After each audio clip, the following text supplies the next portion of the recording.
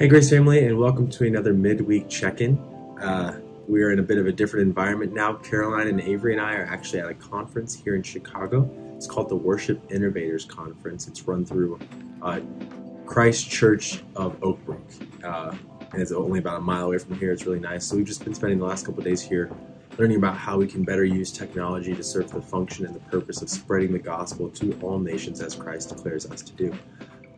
Similarly, Matt and Megan are still on vacation. They are currently actually at the ARC experience down in Kentucky. So if you just be praying for them, pray that their family gets what they can out of that, that they would be able to learn more as a family, and that the kids would be able to glean something from that as a learning experience about the ARC and about what Noah did and the structure and just the mass scale of it. I don't know if any of you have been there, but it is just insanely massive. According to the parameters that were given within the Bible. But today, on this midweek check-in, I kind of want to focus on a few different points that have been spoken throughout the last couple of weeks. As you know, this past week we had our Mission Sunday, where a few of our ministry partners shared from their hearts about what God is doing in their area, about what they're personally going through. My favorite part was that the missionaries didn't just say, yeah, we're doing this, this, and this in our country. No, they shared what's happening in their own lives, what Christ is still continuing to do in their lives. Even though they've been in the missions field for decades, they still share with us that God is doing new things. God is a constantly new God. Every morning it says His mercies are new for us. So in the same way, no matter how long they've been in the missions field, God is still working through them and revealing new characteristics of Himself to them. So I just want to thank the ministry partners again for sharing their hearts and being there and being willing to invite us into what's going on in their lives and in their areas where they're serving. But today I want to read from Proverbs 22:6, and this is the New International Version. I'm going to read a few versions just to kind of compare and contrast. In the New International Version it says, "Start children off on the way they should go, and even when they are old they will not turn from it." The English Standard Version says, "Train up a child in the way he should go, even when he is old he will not depart from it." And then the New Living Translation says, "Direct your children onto the right path, and when they are older, they will not leave it." So kind of tying this into Matt's message a few weeks ago, where he used that video of Colin Smith with the flashlight, revealing different areas of our lives where we need to clean up a little bit. Like Colin said, and like Matt said, if God turned on all the lights at once and we saw the massive mess that was our souls, it'd be overwhelming. It'd be too much for us. We'd say, no, this is too much, and we'd give up. But God reveals a piece at a time of where we need to be more like Him, where we need to clean up.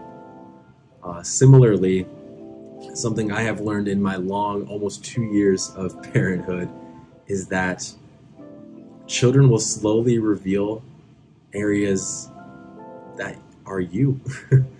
I see Avery, and she is a sweetheart and a half, and I'd like to say she gets that from my wife.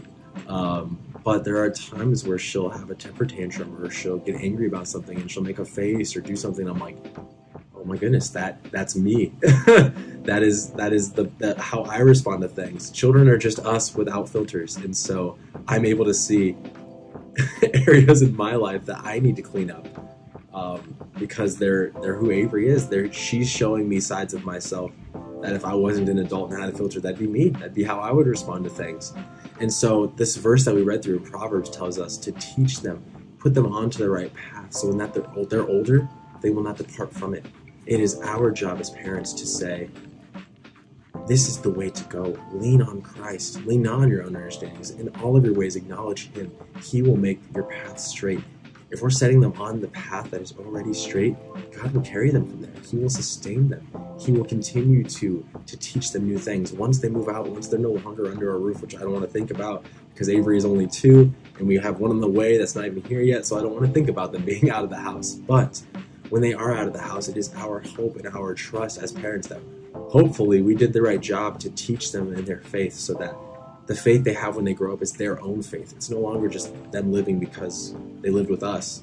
Our hope is that they would take that outside of us, outside of living in our home, at college, at their own lives, when they get married, to their children, to their grandchildren. Something in one of my classes that one of my fellow classmates said was, he hopes that the example he has set for his children will be carried on into his grandchildren, and he'll be able to see the fruit of that. And that's just kind of my hope too. I know there are tons of new parents in the church. We have a very large amount of children in our church that are in that newborn to 4, 5, 10 years old. It's our job as the church to come alongside the parents to help teach those kids, to help spur them on in the faith so that when they grow older, they won't depart from it. So church, I just want to encourage you in that. I just want to challenge you as well. If you see a parent struggling on a Sunday, or you see that someone's overwhelmed, reach out to them during the week. Say, is there any way we can help you? Can we bring you dinner for a night? Can we watch your kids? Can we let you have a date night? There are parents who are tired. I'm not just speaking out of experience. This break, this time we've been at this conference has been amazing. It has been great for Caroline and I to grow, and it's been great for us as a family to get out of the norm and just relax and rest as a family. And I know it's been great for Matt and Megan and the kids as well. So within that, church, encourage you in that. Reach out to a family if you see someone in need, and let's be the body. Let's be the church. Anyway, looking forward to this next week. This coming Sunday, we have Gerad Hall bringing the word. We are so excited every time he joins us. He is part of this Grace family, and he will be reading out of Judges 14. We are so excited, church. We will see you this Sunday at 9 a.m. Thanks.